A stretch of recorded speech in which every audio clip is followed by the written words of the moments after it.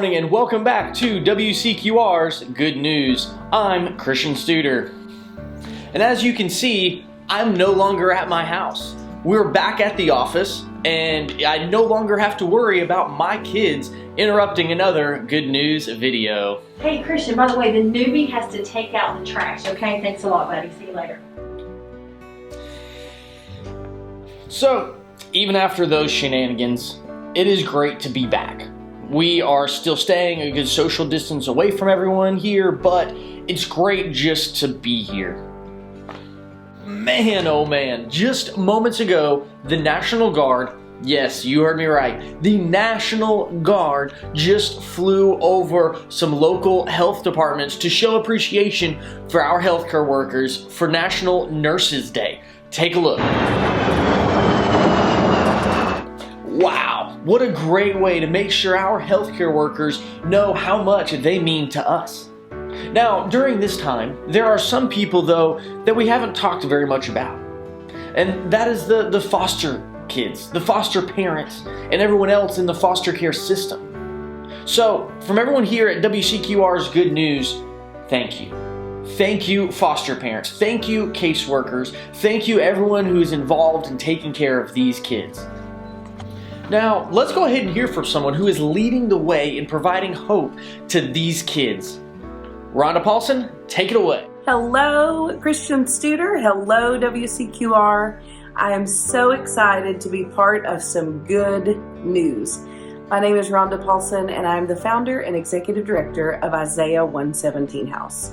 And I do have lots of good news to report. We have been able to love and serve on so many children, ages newborn to 17 years old. We have been able to love and assist caseworkers who are still out there every day making sure that our children are safe.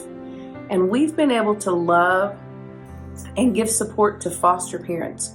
There are people during this time, this crazy time when we're all on Facebook talking about how hard it is to homeschool, actually accepting more children into their home. Because there are children that need safe spaces. And so they've opened their doors. And so when they say yes, we run in and say, what do you need? And so the good news that I have to report is we've been able to do all of that, even in the middle of a pandemic. I have so many stories that I could share with you during this time. But honestly, usually the story that's closest to my heart is the one that just happened because they all pull on my heartstrings.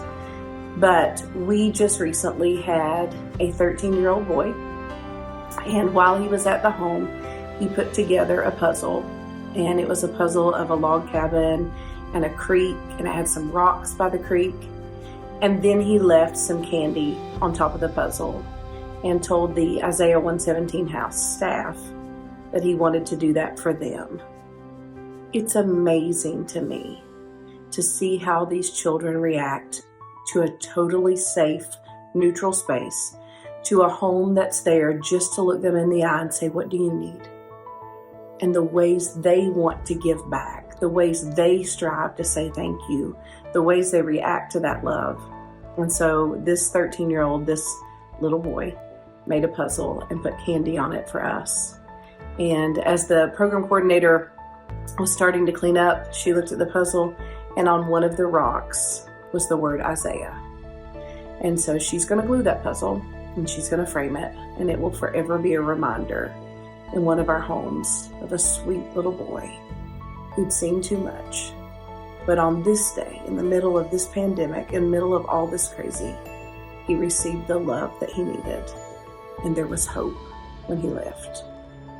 The good news of Isaiah 117 House unfortunately, isn't that we're fixing the problem. But the good news is we are there to give hope. We are there as a reminder that this child is not alone. And I know that we all can feel that right now in the middle of this crazy time. The message, love, you're not alone, has never resonated more true for all of us. And so in the middle of what can feel like a very lonely time, in the middle of a lonely day, our red door still swings open. And we are there. And so that's our good news. I hope this warmed your heart some today. I hope that it made you realize there's so much good still happening and that a pandemic can't stop it and that COVID can't stop it. Our God is way bigger. Our God is way bigger. Oh gosh, tearing up a little bit here. Thank you, Rhonda. Thank you, everyone at the Isaiah 117 house. And thank you, social workers, volunteers, and everyone helping provide hope to these children during the most difficult time of their life. So if you have a good news story, I'd love to hear it. You can email me at goodnews@wcqr.org, or you can just hashtag WCQR Good News. So that about wraps up this week's Good News video.